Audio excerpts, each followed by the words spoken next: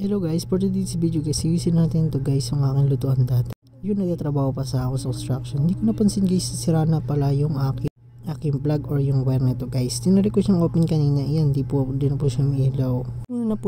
Bago muna po pala natin ituloy ang ating vlog, nais ko sa inyong i-share ang konting knowledge na dapat yung malaman. Dapat po meron kayong multitester sa bahay nyo, kahit anong po yan, digital or kahit anong multitester na meron kayo sa bahay nyo. Dahil mga simpleng bagay na dapat alam nyo sa multitester na to.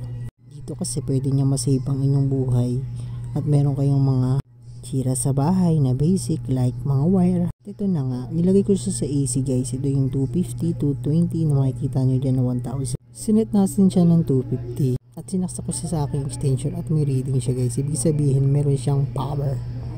Ayan ang meaning na AC. Kapag nilagay nyo naman siya ng dalawa lang, hindi siya magpa-power kasi wala siyang kuryente. At ayan na nga guys ang AC. Ito yung ginamit natin para makita natin na may reading siya or walang putol ang ating wire. Diyan po natin makikita yun guys. Kapag nag-reading siya, ibig sabihin diretso po ang ating wire. Wala po siyang putol. At ang next naman guys, ito ay battery. Ito yung magtetest ka ng battery kung meron pa siyang power. Nakalagay niyan guys is pula is positive at ang black naman is ang negative.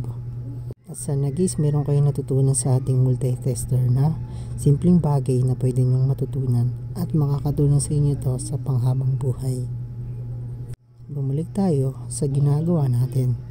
At sinet ko nga pala siya ng resistance kasi titignan ko kung may putol ba ang wire na to. At napansin ko guys, walang resistance ang isa, ibig sabihin putol ang ating wire. Diba dahil sa resistance hindi natin inopen, sa wire pa lang tayo, alam na natin ang problema. Ipapakita ko sa inyo guys na wala talaga siyang reading. Ibig sabihin putol ang isang wire at agad-agad akong bumaba at para maghanap ng bagong wire. At pagbaba ko nakita ako ng wire. Ito nga po pala yung dati namin ginagamit sa aming rice cooker.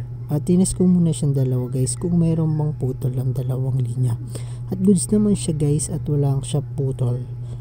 At ayan na nga, tinatanggal ko nga po pala yung ground.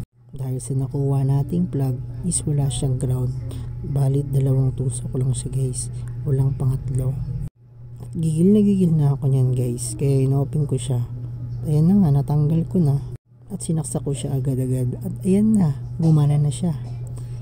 Sana may natutunan na kayo guys ng simpleng bagay na guys na hindi natin kailangan buksan ang loob at mag-focus muna tayo sa basic na troubleshoots, ang pag-trouble ng wire sa plug. At kinuha ko nga pala yan guys, tinignan ko kung may putol ba talaga. At ito na nga ang napansin ko, sa female niya guys is wala naman siyang putol. Doon lang talaga nagka problema siguro sa plug. Kaya tinest ko siya at pinutol ko, tinag-resistance ko at ayun, nalaman ko na nga ang troubles. At ayun na nga guys, at sana may natulungan kayo sa aking video guys. Pasensya nyo na guys ang pagsasalita ko, medyo nabubulol pa ako kasi first timer natin mag voice over.